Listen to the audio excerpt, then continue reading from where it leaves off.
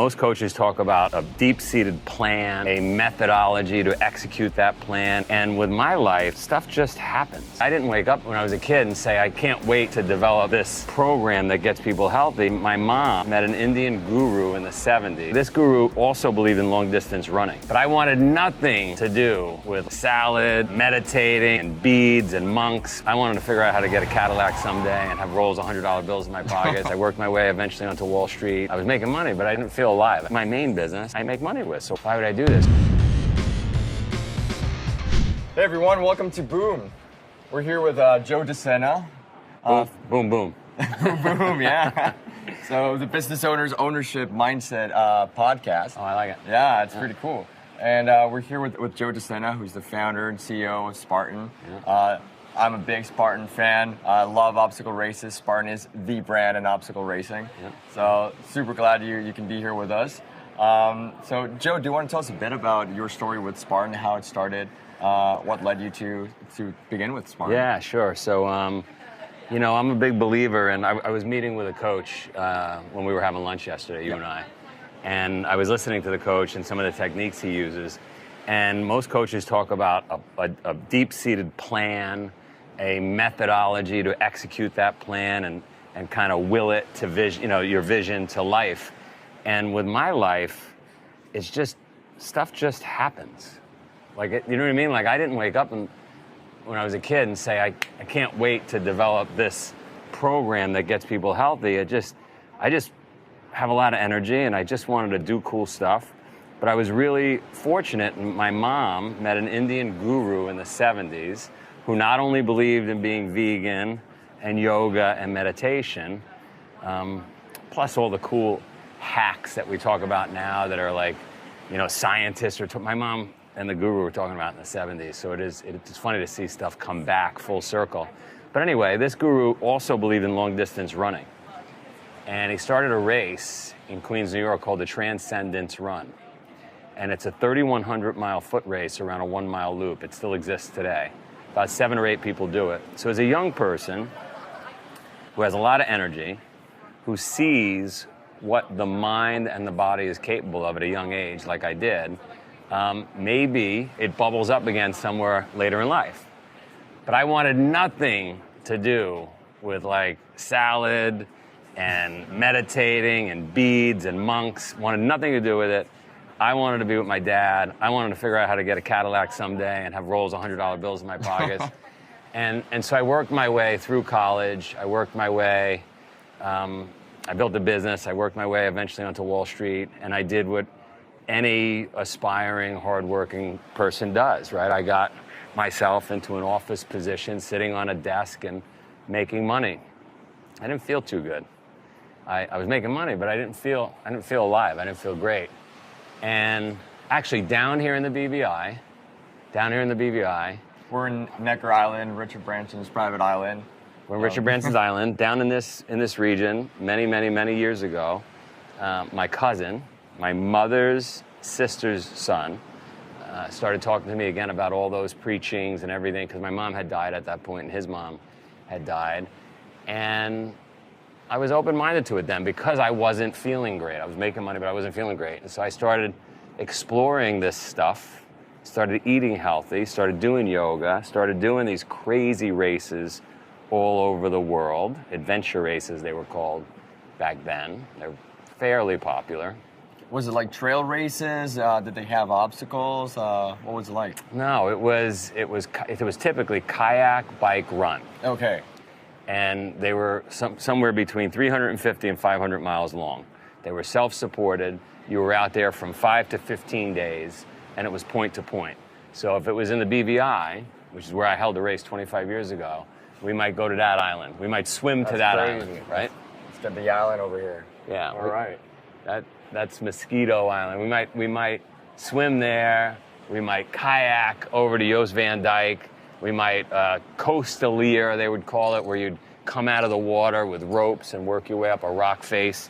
Anyway, I fell in love with the feeling of being alive and getting to a place where I just wanted water, food, and shelter. And any chance I got to do another crazy race, I did. I would come back to the trading desk. I couldn't wait to leave the trading desk and go do it again. So after many, many years of doing this, in 2000, I said, I wonder if I could turn this into a business. And so my first race was here, was right here. That's so crazy. Is that crazy? 24 years ago, we put it on. We lost a guy.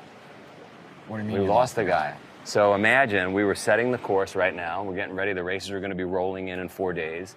And we were setting ropes and we were putting boats in places and hanging ribbons where trails were marked. And one of our contractors, one of the guys setting the ropes, cut his leg. And so the rest of the rope team said, listen, go back to Tortola, get some stitches, and just rest. You're of no use to us right now because you're bleeding. So he jumped in a little dinghy, went to start the engine. No one noticed. Fog rolled in. He vanished. Engine didn't start, just drifted away. No way. So 8 days later, we host the race, storms roll in. 8 days later, the team says to me, hey, we haven't seen so-and-so. And What? I go, what are you talking about? Like, you can't tell me now. 8 days? 8 days later. So it's terrible storms. We go to Richard Branson, and we ask him to borrow his helicopter.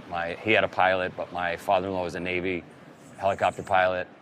We went to the Coast Guard. We laid out maps. I mean, it was storming. There was no chance this guy survived these 8 days. No way. And the Coast Guard laid out, their protractors and their grids, and they said based on the flows of the ocean, they went and searched for him 150 miles away in a small island called Little Tobago, an uninhabited island, and they found him. That's crazy. It's crazy. And he was eating crabs and drinking bottled water that had also drifted to the island. Lucky him. Lucky him. Oh, man. So sometimes, what in some instances, plastic is okay in the ocean. But oh, yeah. but that was a crazy moment. And again, if you're a founder or would-be founder, at that moment, you probably don't continue. You're like, this is not for me. I didn't make any money. I nearly lost a guy. I was written up in Sports Illustrated about it, the true survivor. This is probably not a business I should do. And my main business I make money with. So why would I do this? But I loved it. I loved it. And people that participated, including myself in these events, they changed their life. They became alive. They got back with their girlfriend or boyfriend or husband or wife. They gave up drugs. They gave up drinking. They didn't kill themselves. I can't even tell you how many thousand veterans or you name it, prior drug addict that have said, I didn't kill myself because I found this.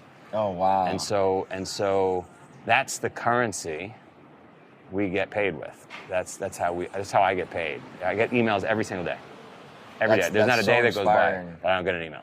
I can imagine that, moving you. Right? Yeah.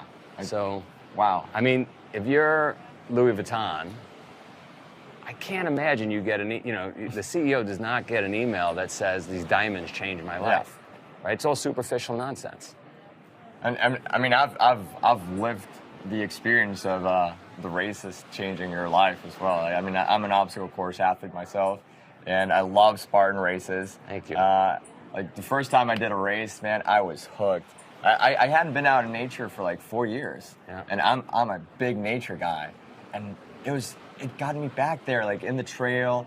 I mean, I love the obstacles, but the trail was beautiful. I was in the woods again. I could smell it. Well, like anybody listening or watching, right? Take an audit of your life as my man here describes what he was just describing. Think about what you did this morning, what you did yesterday morning.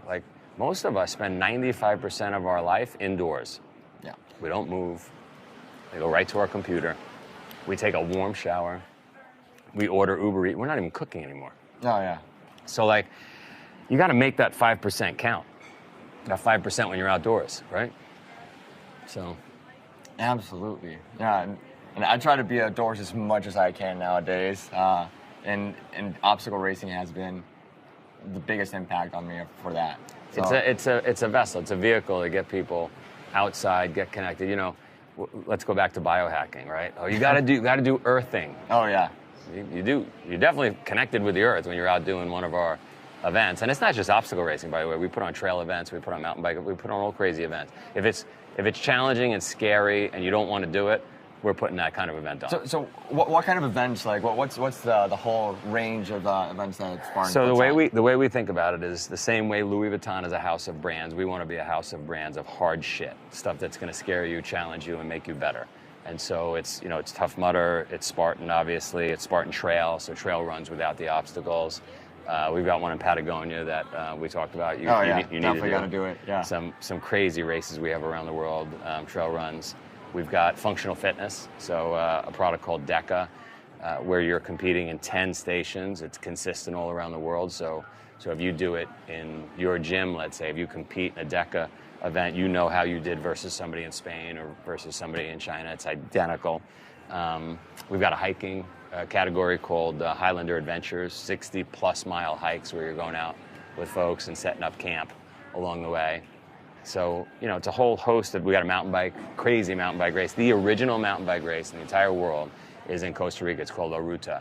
Lance Armstrong said it is the hardest bicycle race he's ever done. It goes from one side of Costa Rica to the other through the jungle. It is a beast of an event.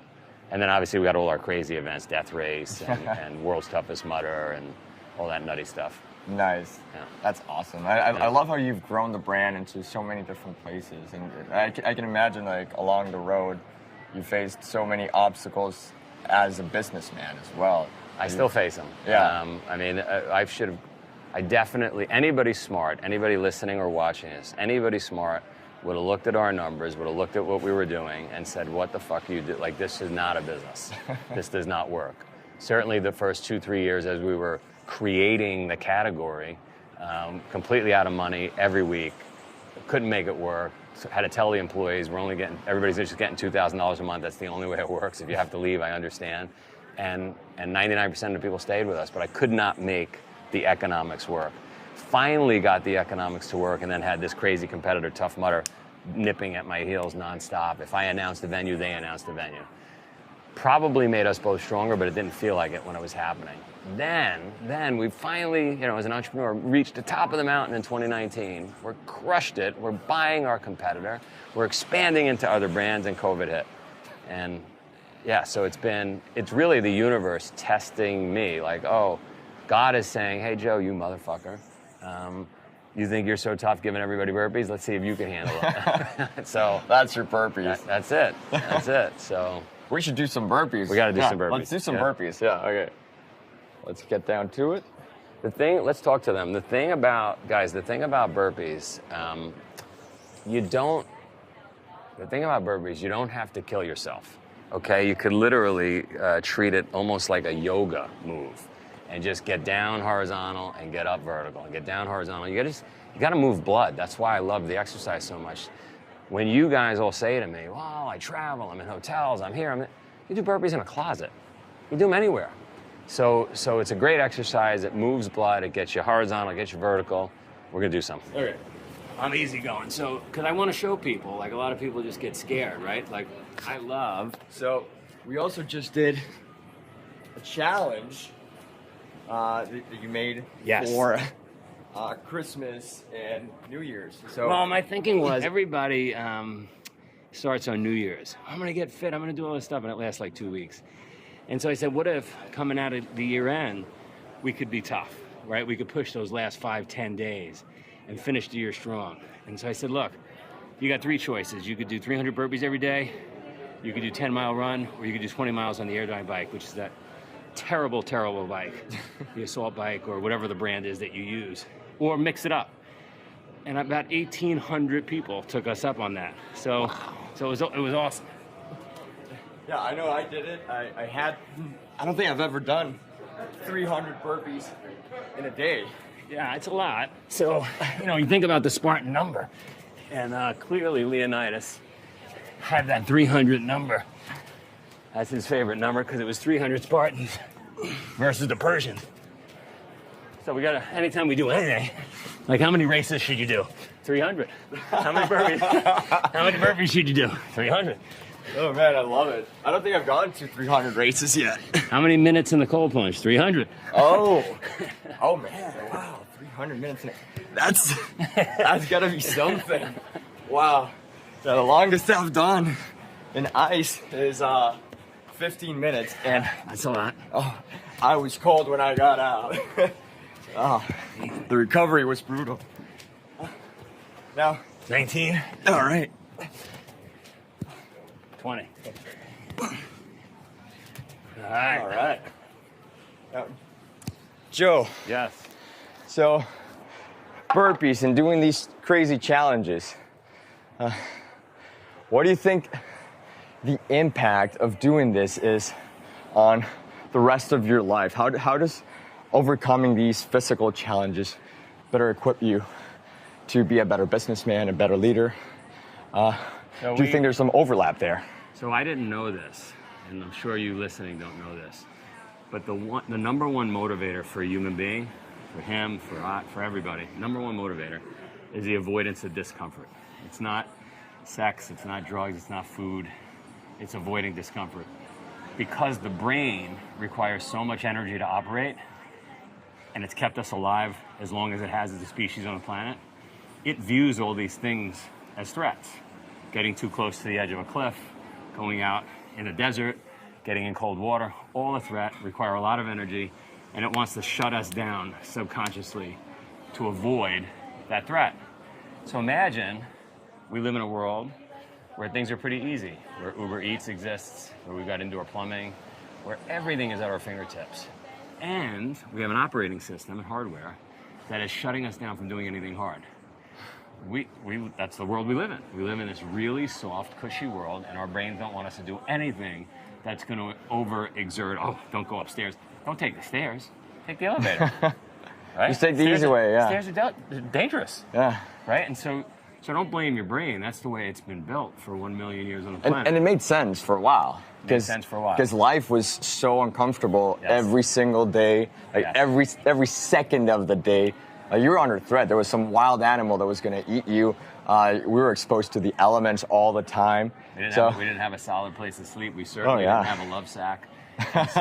So life was rugged. It would make sense to me that if this was 500 or 1,000 or 10,000 years ago, and we were starting a business, the business would be, the love sack business or penicillin or Netflix, right? Because life needed to be softer.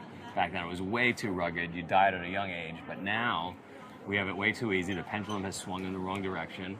And so I'm not even asking you to go wrestle a wild tiger or a polar bear. I'm not suggesting that you throw snowshoes on and go across the North Pole. But you gotta sweat in the morning before you have breakfast. You gotta drink more water and less alcohol. You gotta go to bed early. There's some simple, basic things that this body requires to be optimized. And if you don't wanna play by those rules, then don't get upset if, God forbid, you spend 10, 15 years in a hospital towards the end of your life just slowly withering away. That's the deal. Absolutely, and it all really comes down to what our natural biology is. We adapted over all of these years to do all this hard stuff. We had to hunt before we ate the animal, so we had to run, we had to sweat, we had to get the adrenaline going, and then we got the reward. That's right. And now it's reward all the time. Nonstop reward. Yeah. Nonstop reward. Imagine I was looking at one of the birds. There's a couple of parrots in a cage down here, and it makes sense that they're in a cage because you don't want them to get attacked by another animal or whatever. And I think of us as animals, and I say to myself, we really have this unbelievable benefit in the sense that we can live outside the cage and we're not under threat of a tiger, all those things. Absolutely. So I'm just suggesting that spend a little time outside the cage. Yeah. Because there's no threat. Burpees are not going to kill you. You're not going to drown in the rain. You're not going to melt in the sun. So get the fuck outside. Yeah, do hard stuff. Do hard stuff. Yeah. And then that leads you so that you can translate that to the rest of your life as well. Well, back to your question, yes. Yeah. We have this blockage that says we can only do this, we can only do that, this is too hard. And what I found at a young age was that Eastern Europeans had a different level that they could take themselves to because they grew up in a different life. They didn't stop when the going got tough because they knew what real tough was. And can you imagine the Eastern Europeans 1,000 years earlier? They could stretch themselves. They could stretch themselves even further. So my point is, you've got to change that perspective, that frame of reference, those goggles that you wear, and the way you change it is you manufacture adversity. You do the burpees, you do the cold plunge, you take the cold shower. You don't eat till noon, maybe. Oh my God. I can't survive without breakfast. Are you fucking kidding me? The way to think about it is you could do like 4 minutes without air. You could do 4 days without water, and you could do 40 days without food. So like skipping a meal, no big deal. Right. Not breathing, a problem. Absolutely. And you've written 2 great books. I wrote a bunch of books. First book I ever wrote, I wrote here. Oh, really? Right here, yeah. Well, I only read 2. I read Spartan Up and 10 Rules for Resilience. Yeah, that was written here, yeah. Yeah, awesome. I got to read the rest. Spartan Fit, Spartan Way. You're seeing a theme here. Spartan. Yeah, so look, the first book, a lot of people like it for whatever reason, but it was a culmination of my whole life. I grew up in Queens. It's a great book. I grew up around a bunch of organized crime figures, and I wanted to know if I was tough enough. And then my mom, like I said earlier, my mom found yoga, meditation, health food. So I had these 2 opposing forces pulling on me. One, really hard work ethic, do whatever you have to do to get ahead. And the other one that was like, hey, live a healthy life. So I combined them. So Spartan is really a yogi with a helmet and a cloak on. Love it. And on 10 Rules for Resilience, you also mentioned... kids. Yeah, kids. You mentioned kids a lot. And there was a psychologist, I think. Dr. Laura. Yeah, and she talked about how every time you do something hard, you lay down the tracks in your brain so you can do the hard things. Yeah, I didn't right? know this. It was actually a neurosurgeon, wrestler friend of mine, Mark, and he said, when we look at a brain, if you take on hard stuff, and now, by the way, I'm seeing these posts on Instagram by Dr. Andrew Huberman from Stanford University, like, when you do hard stuff, the brain actually records it, and it lays a track, a line, took on the hard challenge, finished the hard challenge, and if you don't finish, it leaves a gap. And so people that finish things, hard things especially, are more likely to finish other hard things. People that quit are more likely to quit other things, especially prevalent in young children. So if you have a young kid, and all your neighbors and your family and friends, or everybody's going to say you're a wacko, you got to give them hard things to do. My oldest son was 8. We did the Boston Marathon together. His brother was 7. Wow, at 8. At 8, his brother was 7. And it wasn't like we didn't set any records or anything. Our goal was just to get from the beginning to the end. His brother was 7. We did the New York Marathon. It's a funny story. Charlie, when he did the New York Marathon, along the way in Queens, he stopped. He wanted pizza. He asked me questions about all these Italians with tattoos. We went a little further. He wanted bagels. We stopped for bagels. He asked me all about these Jewish people with long hair and the Hasidic Jews, right? He had this whole cultural experience, right? And we gained weight. We stopped at the Upper East Side. We had Haagen-Dazs ice cream. We just stopped along the way and kept, but we got it done. And their sister did one of our beasts when she was 6 in Indonesia. So that's 21K. 21K. Yeah. With obstacles, yeah. And I fooled her. What I told her to get her through it, back to this idea of stretching the brain, was I said, look, this is a 50K. And so along the way, she would see, 1K, 2K, 3. I said, it's a 50K. We're going to have to fight through. And we were about 18K in, and she's tearing up. She's like, I can't. There's no way I could do 50. And when we got to 21, I said, finish line, I was just messing with you. So 21 becomes easy. This is an important thing because I learned You're brutal with your kids. I learned this from an Olympian. You can lie to yourself. You can lie to yourself both ways. In the morning, you don't feel like doing the burpees. Let's say you're going to do 300 burpees. You could say, you know what? Just not feeling it today. I'm just going to do 30. And that gets you out of bed. That gets your sneakers on. That gets you outside starting. By the time you get 30 done, you're like, you know what? I'll do 60. I'll do 90. And a lot of Olympians use that trick. And the other thing you can do is stretch yourself in the other direction and say, all right, we're going to do 600 today. And then 300 doesn't seem so bad. Right. Right? You can mess with not only yourself, but your friend. I do it to my friends all the time. Like, hey, we're going to have a barbecue this week and come up to the farm. Why are we getting up at 5 a.m. for a barbecue? Well. Oh, man, that's great. Yeah. That's sweet torture. I love that. Yeah. Hey, anybody out there, any of your listeners, followers, that want to come visit the farm in Vermont, end of June, it's on me. You got to get yourself there. End of June, get in touch with you. You'll let me know who wants to come. Absolutely. You should come. Yeah, And, definitely count me in. We do some really fun things. It's basically a barbecue. And I do love barbecues. Yeah, exactly. Yeah.